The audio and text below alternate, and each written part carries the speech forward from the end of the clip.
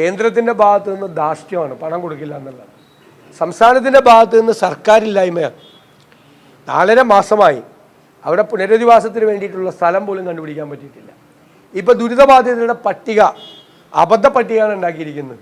LP സ്കൂളിലെ പിള്ളേരെ ഏൽപ്പിച്ചാൽ അവർ ഇതിനേക്കാൾ നന്നായിട്ട് പട്ടിക ഉണ്ടാക്കി കൊടുത്തേനെ. ദുരിതബാധിതരുടെ പട്ടിക ഇത് ആയിരക്കണക്കിന് ആളുകളൊന്നുമില്ലല്ലോ ദുരിതബാധിതർ, അല്ലേ?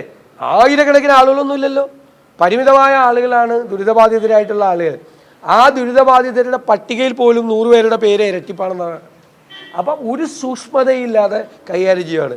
4 മന്ത്രിമാരെ അവർ ചുമതലപ്പെടുത്തി. പ്രധാനമന്ത്രി വയനാട്ടിൽ നിന്ന് പോയതിന് ശേഷം എത്ര നാളായി? ഈ 4 മന്ത്രിമാർ ഒരുമിച്ച് ഇതുവരെ വയനാട്ടിൽ പോയിട്ട് പോലുമില്ല. ഒരു തരത്തിലുള്ള പുനരധിവാസ പ്രവർത്തനങ്ങളും അവിടെ നടക്കുന്നില്ല. പരിതാപകരമായ അന്തരീക്ഷമാണ്. ഇതെല്ലാം ആരംഭ ശുരുക്കം മാത്രമായിരുന്നു എന്ന് കാണിക്കുന്ന രീതിയിലാണ് ഈ മുണ്ടകയിലെയും ചൂരൽമലയിലെയും ദുരിതം. അടിയന്തരമായി അവർക്ക് പുനരധിവാസം ഒരുക്കാനുള്ള നടപടികൾ സ്വീകരിക്കണം. ഞങ്ങൾ പറഞ്ഞു വന്ന് മൈക്രോ ഫാമിലി പാക്കേജ് വേണം. അതുൾപ്പെടെയുള്ള നിരവധി കാര്യങ്ങൾ ചെയ്യാൻ ഗവൺമെൻറ് ബാധ്യസ്ഥമാണ്. ഗവൺമെൻറ് അത് ചെയ്തിട്ടില്ല എന്നുള്ളത് വളരെ ദൗർഭാഗ്യകരമായ കാര്യമാണ്. നമ്മളെ ഈ കാര്യത്തിലുള്ള സമീപനം ഞങ്ങൾ ആലോചിക്കേണ്ടി വരികയാണ്. ഇങ്ങനെ പോയാൽ